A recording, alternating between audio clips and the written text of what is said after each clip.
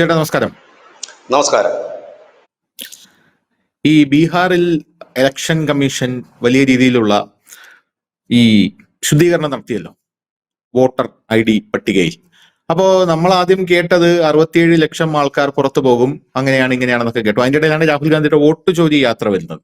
രാഹുൽ ഗാന്ധിയുടെ വോട്ട് ചോരി യാത്ര വന്നപ്പോ വലിയ പ്രാധാന്യമൊന്നും അതിന് ലഭിച്ചില്ല എന്ന് പറഞ്ഞാൽ സത്യമാണത്. വോട്ട് ചോരി യാത്രയൊക്കെ സമാപനമൊക്കെ സാധാരണ നമ്മൾ കാണുന്നത് ഈ രാഹുൽ ഗാന്ധിയുടെ യാത്രയൊക്കെ സമാപിക്കുമ്പോൾ വലിയ കവറേജ് കേരളത്തിലെ മാധ്യമങ്ങൾ കൊടുക്കാറുണ്ട്. പക്ഷെ കേരളത്തിലെ മാധ്യമങ്ങൾ പോലും ഈ വോട്ട് ചോരി യാത്രയുടെ ഒരു ക്ലൈമാക്സിന് ഒരു നല്ലൊരു കവറേജ് കൊടുത്തില്ല എന്നുള്ളൊരു സത്യമാണ്. പിന്നെ പോരാത്തതിന് ഈ 1.5 ലക്ഷം പേര് വന്ന് നിറയുന്ന 1.5 ലക്ഷം പേര് വന്നാൽ മാത്രം നിറയുന്ന മൈതാനത്തിൽ വെറും 10,000-ൽ താഴെ ആൾക്കാരാണ് രാഹുൽ ഗാന്ധിയുടെ വോട്ട് ചോരി യാത്രയ്ക്ക് വന്നത്, അതിന്റെ സമാപന സമ്മേളനത്തിന് വന്നത് എന്നുള്ള വലിയ ആക്ഷേപമൊക്കെ ഉണ്ടായിരുന്നു.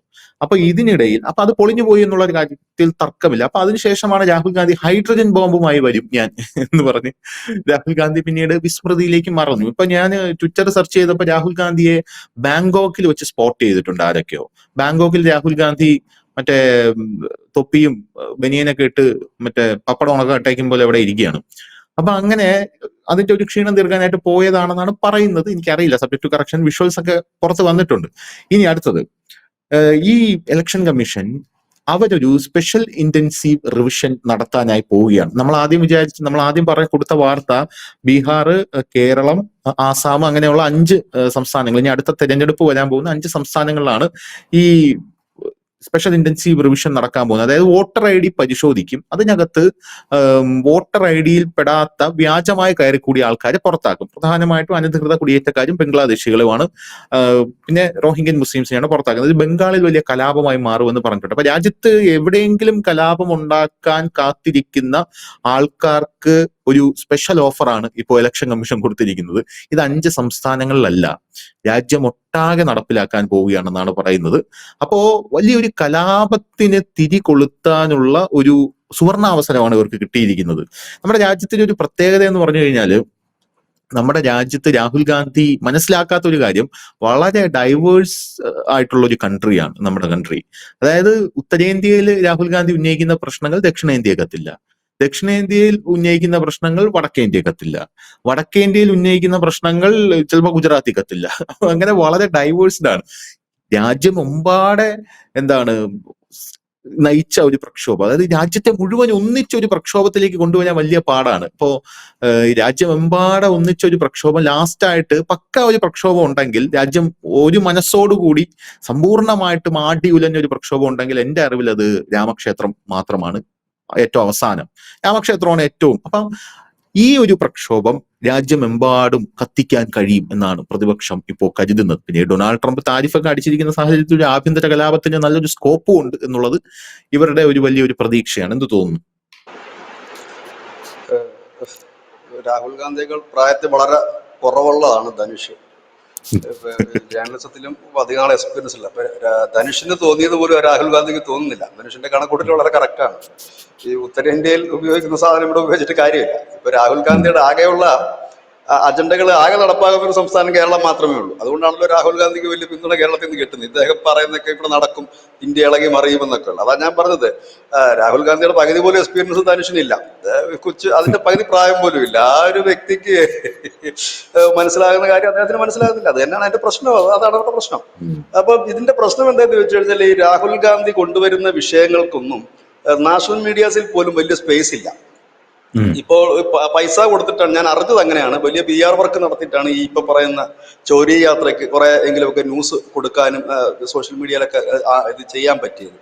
ഇതിനകത്ത് പ്രശ്നം എന്താണെന്ന് ചോദിച്ചു കഴിഞ്ഞാല്, ഇപ്പോഴത്തെ ഒരു സാഹചര്യം നമുക്ക് നോക്കാം. ഒന്ന്, അമേരിക്ക ഇടഞ്ഞു നിൽക്കുന്ന ഒരു സാഹചര്യം. അമേരിക്കയുടെ വലിയ രീതിയിലുള്ള, അല്ലെങ്കിൽ അവിടുത്തെ NGOകളുടെ വലിയ രീതിയിലുള്ള ഫണ്ട് വാങ്ങി ഇന്ത്യയിൽ പ്രവർത്തിക്കുന്ന അനവധി വിധ്വംസക സംഘടനകൾ, യൂട്യൂബേഴ്സും ചാനലുകളും മാധ്യമങ്ങളുമുണ്ട്.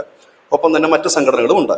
അവര് അവസാന പോരാട്ടത്തിന് തയ്യാറെടുത്തിരിക്കുകയാണ് എന്ന് കഴിഞ്ഞ കുറെ നാളുകളായിട്ട് നമ്മളുടെ ഈ പ്ലാറ്റ്ഫോമിൽ നമ്മൾ ചർച്ചയ്ക്കിടയിൽ എപ്പോഴും പറയാറുള്ള ഒരു കാര്യമാണ്. അപ്പോ അതൊന്ന്. രണ്ടാമത്തെ കാര്യം, ഈ തീവ്ര ഇസ്ലാമിസ്റ്റുകൾ, അവരുടെ ഈ സ്കെൽറ്റൻസ് ഉണ്ട്, ഇവിടെ സ്ലീപ്പർ സെല്ലുകളുണ്ട്, അവരും ഒരു പോരാട്ടത്തിന് തയ്യാറെടുക്കുന്നു. ഇന്ത്യയിലെ പ്രതിപക്ഷ പാർട്ടികളെ സംബന്ധിച്ച് പറഞ്ഞാൽ അവർക്കും ഒരു നിർണായകമാണ്. കാരണം നല്ലൊരു ഗോൾഡൻ ചാൻസ് ആണ്. കഴിഞ്ഞ 11 വർഷമായിട്ട് അവർക്ക് ചാൻസുകളൊന്നും കിട്ടിയിട്ടില്ല. അതുകൊണ്ട് തന്നെയാണ് അവർക്ക് മോദിയെ തോൽപ്പിക്കാനും കഴിയാത്തത്. അവർക്ക് കിട്ടിയ ചാൻസുകളെല്ലാം പരാജയപ്പെട്ടു. പൗരത്വ ഭേദഗതി വന്നു, കത്തിക്കാമെന്ന് കരുതി നടന്നില്ല. പിന്നെ ഇത് ഈ പറയുന്ന കർഷക സമരം വന്നു, പൊളിഞ്ഞു. അതുപോലെ അഗ്നിവീർ സമരം വന്നു, പൊളിഞ്ഞു. അങ്ങനെ അനവധി വിഷയങ്ങൾ വന്നു. ട്രംപിന്റെ താരിഫിൽ ഇന്ത്യ ഒപ്പിട്ടിരുന്നെങ്കിൽ, അല്ലാതെ ഈ വ്യാപാര കരാറിൽ ഒപ്പിട്ടിരുന്നെങ്കിൽ അത് പറഞ്ഞൊരു സമരം ചെയ്യാമായിരുന്നു, കർഷകരെ ഇളക്കിക്കൊണ്ട് കർഷക താല്പര്യം ബലികഴിച്ചിരുന്നു. പക്ഷെ അതിനും സ്കോപ്പ് ഇല്ലാതായി. ഇനി നേരെ ഓപ്പോസിറ്റ് സമരം ചെയ്യാൻ സാധ്യമല്ലാത്തത് കൊണ്ടാണ് ഈ ബീഹാറിലെ വിഷയം എടുത്തത്. ബീഹാറിലെ വളരെ കൗതുകകരമായ കാര്യം ഒരുപക്ഷെ പ്രേക്ഷകർ മറന്നിട്ടുണ്ടാകും, ഇല്ലെങ്കിൽ അതിന്റെ പുതിയ അപ്ഡേറ്റ്സ് പ്രേക്ഷകർക്ക് ഒരുപക്ഷെ മനസ്സിലായിട്ടുണ്ടാകില്ല. അതുകൊണ്ട് ഞങ്ങൾ ഒരിക്കൽ കൂടി പറയുന്നു, സുപ്രീം കോടതിയിൽ നടന്ന കാര്യങ്ങൾ എന്തൊക്കെയാണെന്ന് ഒരിക്കൽ കൂടി പറയുന്നു. അതിനകത്ത് എടുത്തു പറഞ്ഞ ഒന്നിരുടെ കാര്യങ്ങൾ ഇതാണ്. സുപ്രീം കോടതി രാഷ്ട്രീയ പാർട്ടികളോട് പറഞ്ഞത്, നിങ്ങൾ വോട്ട് ആരുടെയും നഷ്ടപ്പെടുത്താൻ ഇടയാക്കരുത്. നിങ്ങൾ അതുകൊണ്ട് വോട്ട് നഷ്ടപ്പെട്ടവരുടെ ഡീറ്റെയിൽസുകൾ കളക്ട് ചെയ്ത് നേരെ ഇലക്ഷൻ കമ്മീഷനിൽ പോവുക, അവർക്ക് അവരുടെ പേരതിൽ ആഡ് ചെയ്യിക്കുക എന്ന് പറഞ്ഞു. അതിനാകെ വന്നത് 35,000 പേരാണ് ബീഹാറിൽ നിന്ന്. ഈ 65 ലക്ഷം പേര് പോയതിൽ 35,000 പേരാണ് എന്റെ പേര്, സ്വാഭാവികമാണല്ലോ എന്റെ പേര് നീക്കം ചെയ്ത് മാത്രമേ രേഖയുള്ളൂ എന്നുള്ളതുകൊണ്ട് രേഖയുള്ളൂ എന്നാണ് വാസ്തവം. അതിനിടയ്ക്ക് സുപ്രീം കോടതി മറ്റൊരു കാര്യം കൂടെ പറഞ്ഞു, ഈ ആധാർ എന്ന് പറയുന്ന ഒരു പൗരത്വ രേഖയല്ല. അപ്പോ അത് അവർക്ക് ഇലക്ഷൻ കമ്മീഷനെ സംബന്ധിച്ച് അത് ചോദ്യം ചെയ്യാൻ പറ്റും, അത് പൗരത്വ രേഖയല്ല എന്നുള്ള കാര്യം കൂടെ പറഞ്ഞിരുന്നു. ഇവിടെ സംഭവം എന്താണെന്ന് വെച്ചാൽ, ഈ ബീഹാറിൽ ഇപ്പൊ രാഷ്ട്രീയ പാർട്ടികൾക്കുള്ള വിരോധം എന്താണ് ബീഹാറിൽ ഇത് നടപ്പാക്കുന്നത് എന്നുള്ളത് നമ്മൾ ആദ്യം മനസ്സിലാക്കണം. അവരുടെ പ്രശ്നം എന്ന് പറഞ്ഞാൽ ധൃതി പിടിച്ച് ഇത് ബീഹാറിൽ ഇലക്ഷന് തൊട്ട് മുമ്പ് എന്തിനു നടത്തി എന്നുള്ളതാണ് അവരുടെ ചോദ്യം. ഇത് നേരത്തെ ആകാമായിരുന്നില്ല, അതൊരു ചോദ്യമാണത്. പക്ഷേ ഇലക്ഷൻ കമ്മീഷൻ അതിനൊരു ഉത്തരം നൽകുന്നത്. ഇലക്ഷൻ കമ്മീഷൻ പറയുന്നത് തെരഞ്ഞെടുപ്പിന് തൊട്ട് മുമ്പ് നടത്തുമ്പോഴാണ് അത് ക്ലിയർ ആയി വരുന്നത്. ഇലക്ഷൻ പ്രഖ്യാപിച്ച് ഇലക്ഷൻ അടുത്ത് വരുമ്പോൾ അതിന് തൊട്ട് മുമ്പ് നടത്തി കഴിഞ്ഞാൽ എല്ലാം ഊർജിതമായിട്ട് നടക്കും. അതുകൊണ്ടാണെന്നാണ് ഇലക്ഷൻ കമ്മീഷൻ പറയുന്നത്. അത് മാത്രമേ അവർക്ക് പരാതിയുള്ളൂ. ആരും ഇതിനെതിരെ ഒരാൾ പോലും കോടതിയിൽ പോയിട്ട് കണ്ടിട്ടുണ്ട്, എന്റെ വോട്ട് പോയി, എനിക്ക് വോട്ട് തിരിച്ചു വേണമെന്ന് ആരെങ്കിലും കോടതിയിൽ പോയോ? ഏതെങ്കിലും രാഷ്ട്രീയ പാർട്ടി കോടതിയിൽ പോയി? ആരും പോയിട്ടില്ല. ഇതൊരു ഒരു കോമൺ ആയിട്ടൊരു ഹർജിയാണ് കൊടുത്തിരിക്കുന്നത്. ഇത് പുനഃപരിശോധിക്കണം. സുപ്രീം കോടതി പറഞ്ഞു, ഒരാളുടെ വോട്ട് നഷ്ടപ്പെടുത്താൻ സുപ്രീം കോടതി അനുവദിക്കില്ല. ഒരു രാഷ്ട്രീയ പാർട്ടികളും അങ്ങനെ അനുവദിക്കുകയും ചെയ്യരുത്. അതുകൊണ്ട് നിങ്ങൾ ഇതിനെതിരെ പോരാടണം.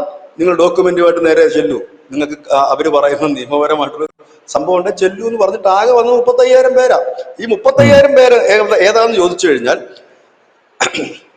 അവരെ പരിശോധിക്കുമ്പോൾ അവര് ബീഹാറിലുള്ളവരല്ല. അവര് ഈ രാജ്യത്തിന്റെ വിവിധ സംസ്ഥാനങ്ങളിൽ ജോലി ചെയ്യുന്ന ആളുകളാണ്. ബീഹാറുകൾ തന്നെ അവരവിടെ ജോലി ചെയ്യുന്നവരാണ്. അപ്പൊ അവരുടെ പേരും ഇത് നീക്കം ചെയ്യുമല്ലോ, സ്വാഭാവികമാണ്. ഇപ്പൊ നമ്മൾ ഒരു സ്ഥലത്ത് പെർമനന്റ് ഇല്ല എങ്കിൽ വോട്ടേഴ്സ് ലിസ്റ്റ് ഈ പട്ടിക തയ്യാറാക്കാൻ വരുമ്പോൾ അത് നമ്മൾ നീക്കം ചെയ്യപ്പെടും. പിന്നെ നമ്മൾ പറയണം ഞാൻ അവിടെ ഉണ്ടായിരുന്നു എന്ന് പറയണം. എന്തിന് നമ്മുടെ പാസ്പോർട്ട് വെരിഫിക്കേഷനൊക്കെ മുമ്പ് വരുമ്പോൾ ഒരാഴ്ചയും കണ്ടാണ് പോലീസ് സ്റ്റേഷനിൽ ഇത് വെക്കുന്നത്. അത് ആളവിടെ ഇല്ല എന്നുണ്ടെങ്കിൽ ഇല്ല എന്ന് പറഞ്ഞവരങ്ങ് എഴുതി വിടും എന്ന് പറഞ്ഞതുപോലെ തന്നെയാണ് ഇതിന്റെ പ്രക്രിയ. പക്ഷെ ഇത് ഒരാഴ്ചയല്ല, നല്ല ടൈമിംഗ് ഉണ്ട്. ഇനി ഇത് നടപ്പാക്കുന്നത് എങ്ങനെയാണെന്ന് ആദ്യം മനസ്സിലാക്കണം. കേന്ദ്ര സർക്കാർ ഇങ്ങോട്ട് നേരിട്ട് വന്നിട്ടല്ല ഇത് നടപ്പാക്കുന്നത്. ഇതിന് ബൂത്ത് ലെവൽ ഏജന്റുമാരുണ്ട്. എല്ലാ രാഷ്ട്രീയ പാർട്ടിയുടെയും ബൂത്ത് ഏജന്റുമാരുണ്ട്. കോൺഗ്രസ്, JDU, BJP ഒക്കെ. ഈ ബൂത്ത് ഏജന്റുമാരുമായിട്ടാണ് എല്ലാ വീടുകളിലും ചെല്ലുന്നത്. 2003 ശേഷം ജനിച്ചവർക്ക് അവരുടെ SLC ബുക്കോ സ്കൂൾ സർട്ടിഫിക്കറ്റോ തന്നാൽ മതി. കാരണം 2003 ശേഷം സ്കൂളിൽ പോകാത്ത കാര്യമില്ല. എല്ലാ ജനന സർട്ടിഫിക്കറ്റും മരണ സർട്ടിഫിക്കറ്റും രജിസ്റ്റേർഡ് ആണ്. അതിന് മുമ്പുള്ളവരുടെ ഇത് നമ്മൾ അതിന്റെ ക്രൈറ്റീരിയ പറഞ്ഞിരുന്നു. ശരി, നിങ്ങൾക്ക് പാസ്പോർട്ടില്ല, ഒന്നുമില്ല, ഒരു രേഖയും ഇല്ല എങ്കിൽ നിങ്ങളുടെ അച്ഛന്റെ അമ്മയോ ആരെങ്കിലും ഈ വോട്ടേഴ്സ് ലിസ്റ്റിൽ ഇത്രയും വർഷത്തിനിടയ്ക്ക്, പതിറ്റാണ്ടായി കാണുമല്ലോ, പതിറ്റാണ്ടുകൾക്കിടയിൽ ഇതിൽ ആരെങ്കിലും ഒക്കെ ഇതിലുണ്ടോ എന്ന് ചോദിച്ചാൽ അതുമില്ല എങ്കിൽ പെട്ടെന്ന് ഭൂമിയിലേക്ക് എന്താണ് പറയുന്നത്, ഒരാൾ പ്രത്യക്ഷപ്പെടില്ലല്ലോ, ഇല്ലെങ്കിൽ പൊട്ടി വീടില്ല. ഇത് തന്നെയാണ് പറഞ്ഞത്. അതിന്റെ ഭാഗമായിട്ടാണ് 65 ലക്ഷം പേര് അത് വോട്ടേഴ്സ് ലിസ്റ്റിൽ നിന്ന് പുറത്താക്കി. ഇവർ മുഴുവൻ റോഹിംഗ്യകളും ബംഗ്ലാദേശികളും അനധികൃത ബംഗ്ലാദേശികളുമാണെന്ന് ആർക്കും അഭിപ്രായമൊന്നുമില്ല. കാരണം അതിനകത്ത് ഉള്ളവര് ഡബിൾ വോട്ടിംഗ് ഉള്ളവരുണ്ട്, മരിച്ചുപോയവരുണ്ട്, ഒപ്പം തന്നെ ഇതര സംസ്ഥാനങ്ങളിൽ ജോലി ചെയ്യുന്നവരുണ്ട്. ഇവരെ ഒഴിവാക്കിയിട്ടുണ്ട്. കൂടാതെ ഒരു 11 ലക്ഷത്തിനടുത്ത് വരുന്ന ഈ റോഹിംഗ്യകളെ അനധികൃത ബംഗ്ലാദേശികളും ആ ലിസ്റ്റിൽ ഇല്ല. ഓട്ടോമാറ്റിക്കായിട്ട് അവർ പോകും. ഇതാണ് അവിടെ നടപ്പാക്കിയിരിക്കുന്നത്. ഇതിനെതിരെ അവർ പറയുന്ന ഒരു കാര്യം ഇതേ ഉള്ളൂ, ആകെ ഒരു പരാതിയേ ഉള്ളൂ ഈ അവിടുത്തെ പ്രതിപക്ഷ പാർട്ടികൾക്ക്. നിങ്ങൾ ഇത് ധൃതി പിടിച്ച് നടപ്പാക്കേണ്ട ആവശ്യമില്ലായിരുന്നു. കാരണം വോട്ടേഴ്സ് ലിസ്റ്റ് എല്ലാ വർഷവും പുതുക്കുന്നതാണ്, എല്ലാ ടൈമിലും പുതുക്കുന്നതാണ്. അപ്പൊ നിങ്ങൾ ധൃതി പിടിച്ച് നടപ്പാക്കണ്ടായിരുന്നു എന്നുള്ളത്. കാരണം അവരുടെ കയ്യിൽ ഇത് കൊണ്ടുചെല്ലാനില്ല. ഇപ്പം എന്റെ നാട്ടിൽ 10 പേർക്ക് വോട്ടില്ലെന്ന് പറഞ്ഞാൽ ഞാനൊരു നേതാവാണ്, ഞാൻ ചെയ്യേണ്ട എന്താ, വരൂ നിങ്ങൾക്ക് വോട്ട് ഞാൻ വാങ്ങിത്തരാമെന്ന് പറഞ്ഞ് ചെല്ലും. അവിടെ ചെല്ലുമ്പോൾ ഇലക്ഷൻ കമ്മീഷൻ ചോദിക്കും ഇവരുടെ ഡോക്യുമെന്റ് ഒക്കെ എവിടെയെന്ന് ചോദിക്കുമ്പോൾ ഞാൻ കൈമലത്തി കാണിച്ചാൽ മതിയോ? ഡോക്യുമെന്റ് ഒന്നും ഇല്ല, പിന്നെ ഇവരെ 10 പേരെ ചേർത്തേ പറ്റൂ, അത് ഞങ്ങളുടെ യൂണിയന്റെ തീരുമാനമാണെന്ന് പറഞ്ഞാൽ അവർ കേൾക്കില്ല. ആരും പോയിട്ടില്ല. 35,000 പേരാണ് ഈ 65 ലക്ഷം പേര് പോയിരിക്കുന്നത്. അതിന്റെ സമയപരിധി കഴിയുകയും ചെയ്തിരിക്കുന്നു. ഇപ്പൊ തീരും, എനിക്ക് തോന്നുന്നു ഈ സെപ്റ്റംബർ 1 തീർന്നു. സെപ്റ്റംബർ 1 കഴിഞ്ഞു. ഒരു മാസം ടൈം കൊടുത്തിരുന്നു ഇത് പരാതി ഉണ്ടാക്കണം. അപ്പോഴും ഇലക്ഷൻ കമ്മീഷൻ പറഞ്ഞൊരു പ്രധാനപ്പെട്ട കാര്യമുണ്ട്. നിങ്ങളൊരു കാര്യം ചെയ്യും, ഒരു അഫിഡവിറ്റ് തന്നാൽ മതി. ഇപ്പൊ എനിക്ക് ഡോക്യുമെന്റ് പെട്ടെന്ന് കിട്ടില്ല ഒരു മാസത്തിനകം. ചിലപ്പോൾ എനിക്ക് വില്ലേജിൽ നിന്ന് ഞാൻ ഇവിടെ സ്ഥിരതാമസക്കാരനാണെന്നുള്ള സർട്ടിഫിക്കറ്റോ ഇല്ലെങ്കിൽ ഞാൻ ഇവിടെ ജനിച്ചു വളർന്ന ആളാണെന്നുള്ള സർട്ടിഫിക്കറ്റോ ഒക്കെ ചിലപ്പോൾ ഒരു പഴയ ആൾക്കാർ, അതായത് 19 വയസ്സുള്ള ഒരാളുടെ കാര്യമാണ് ഞാൻ ഈ പറഞ്ഞത്, പുതിയ ആൾക്കാരുടെ കാര്യമല്ല. വാങ്ങണമെന്നുണ്ടെങ്കിൽ ചിലപ്പോൾ ഒരു മാസം സമയം കിട്ടിയില്ല. വേണ്ട, നിങ്ങളൊരു അഫിഡവിറ്റ് തന്നേക്കൂ, സത്യവാങ്മൂലം തന്നേക്കൂ, അതിനുള്ള ഫോം ഉണ്ട്, അത് പൂരിപ്പിച്ച് തന്നേക്കും. പക്ഷെ അതിന് വേറൊരു പ്രശ്നമുണ്ട്. ഇത് വ്യാജമാണെന്ന് പറഞ്ഞാൽ ഇവൻ അകത്ത് പോവുകയാണ്, വലിയ ക്രിമിനൽ കുറ്റം. അതുകൊണ്ടാണ് ആരും അതിന് ചെല്ലാത്തത്. സമയമുണ്ട്, ഒരുപാട് സമയമുണ്ട്, 6 മാസമോ. അതിന്റെ സമയം ഫിക്സ് ചെയ്തിട്ടില്ല അങ്ങനെ കൊടുക്കുന്നതിന്. അങ്ങനെ കൊടുക്കാൻ പോലും ആളില്ല. 35,000 പേരാണ് കൊടുത്തിരിക്കുന്നത്. അതാണ് അതിന്റെ യാഥാർത്ഥ്യം. ഇത് ഏറ്റവും കൂടുതൽ പ്രശ്നമുണ്ടാകുന്ന ഒരു സംസ്ഥാനം വെസ്റ്റ് ബംഗാൾ ആയിരിക്കുമെന്ന് നമ്മൾ നേരത്തെ തന്നെ പറഞ്ഞിരുന്നു. കാരണം വെസ്റ്റ് ബംഗാളിൽ 6 ജില്ലകള് ഈ അനധികൃത കുടിയേറ്റക്കാർ ഫുള്ളാണ്, നിറഞ്ഞു കവിഞ്ഞിരിക്കുകയാണ്. അവരാണ് അവിടുത്തെ തൃണമൂൽ കോൺഗ്രസിന്റെ നേതാക്കന്മാരും MLA-മാരും എല്ലാം അവർ തന്നെയാണ്. ഈ നമ്മൾ ഈ അടുത്ത് അവിടെ നടന്ന കലാപങ്ങളിലെല്ലാം തന്നെ ഇവര് കൂടുതലുള്ള പ്രദേശങ്ങളാണ് അവിടെ നടന്നിരിക്കുന്നത്. തൃണമൂൽ കോൺഗ്രസിന്റെയും ഒക്കെ ഒരു തട്ടകങ്ങൾ തന്നെയാണ്. അതുകൊണ്ട് മമതാ ബാനർജിയെ ശക്തമായി എതിർക്കും നമ്മൾ തുടക്കം മുതലേ പറഞ്ഞു. അതിന് മമതാ ബാനർജി എടുത്തിരിക്കുന്ന പുതിയ നമ്പർ എന്താണെന്നറിയാവോ? ബംഗാളി ഭാഷ സംസാരിക്കുന്നവരെ മുഴുവൻ ഇന്ത്യയിൽ നിന്ന് പിടിക്കുന്നു, പുറത്താക്കുന്നു എന്നാണ്. അതല്ല, അതിന്റെ യാഥാർത്ഥ്യമേ അങ്ങനെയല്ല. കാരണം ഈ കുടിയേറ്റക്കാര് ബംഗ്ലാദേശിൽ കയറിയിട്ട് അവിടെ തമ്പടിച്ച് കാലങ്ങളോളം ജീവിക്കുന്നവരാണ്. അപ്പോൾ അവർ സ്വാഭാവികമായിട്ട് സംസാരിക്കുന്ന ഭാഷ എന്തായിരിക്കും? ബംഗാളി ആയിരിക്കും. ഇപ്പൊ നമ്മളൊരു മലയാളി ഡൽഹി പോയിട്ട് ഒരു 10 വർഷം താമസിച്ചു കഴിഞ്ഞാൽ അയാൾ നന്നായി ഹിന്ദി സംസാരിക്കും. അത് ഡൽഹി ഹിന്ദി തന്നെ സംസാരിക്കും അദ്ദേഹം. നമ്മളൊരു തമിഴ്നാട്ടിൽ ചെക്കേര് തമിഴ് സംസാരിക്കും. അപ്പോ അങ്ങനെയുള്ളവരെ പിടിക്കുകയാണെന്നുണ്ടെങ്കിൽ ബംഗാളികളെ എന്തുമാത്രം പിടിക്കേണ്ടി വരും? അപ്പൊ അതല്ല പ്രശ്നം. 132 പേരെയാണ് രാജസ്ഥാനിൽ അറസ്റ്റ് ചെയ്തത്. ഈ 132 പേര് മാത്രമേ ഉള്ളൂ ബംഗാളികൾ രാജസ്ഥാനിൽ? അല്ലല്ലോ. അപ്പൊ പലയിടത്തുനിന്നും ഈ വളരെ ചെറിയൊരു നമ്പർ മാത്രമാണ് പിടികൂടുന്നത്. എന്താ കാര്യമെന്ന് ചോദിച്ചു കഴിഞ്ഞാൽ ഇവര് ബംഗാളികളല്ല. ബംഗാൾ ഭാഷ സംസാരിക്കുന്നു എന്ന് കരുതിയിട്ട് അവർ ബംഗാളികളാകുമോ? ഇല്ല. കാരണം നമുക്ക് അതാണ് ഞാൻ പറഞ്ഞത്, ഇവിടുത്തെ മീഡിയാസ് ജനങ്ങളെ വെറുതെ വിഡ്ഢികളാക്കുകയാണ്. ശരിക്കും ബംഗ്ലാദേശിൽ നിന്ന് കുടിയേറി പതിറ്റാണ്ടുകളായവരുണ്ട് ഇവിടെ. അവരുടെ കെയർ ഓഫിൽ വന്നു കയറുന്നവരുണ്ട്. ഒരു മനുഷ്യന് ഭാഷ പഠിച്ച് സംസാരിക്കണമെന്നുണ്ടെങ്കിൽ 2-3 മാസം ഒരു സ്ഥലത്ത് നിന്നാൽ മതി. നമ്മുടെ സംസ്ഥാനത്തൊക്കെ കളക്ടർമാർ വരാറുണ്ട്, UP നിന്നും മധ്യപ്രദേശിൽ നിന്നും ഒക്കെ. അവർ വന്ന് 1 മാസം കഴിയുന്നതിന് മുമ്പ് അത്യാവശ്യം മലയാളം സംസാരിക്കും. മലയാളത്തിലാണ് അവർ സംസാരിക്കുന്നത്, അല്ലെ? ഇത് പറ്റും. അപ്പൊ ബംഗാളി ഭാഷ സംസാരിക്കുന്നു എന്ന് സംസാരം ഒരു ഐഡന്റിറ്റി ആയിട്ട് നമുക്ക് കണക്ക് കൂട്ടാൻ പറ്റില്ലല്ലോ.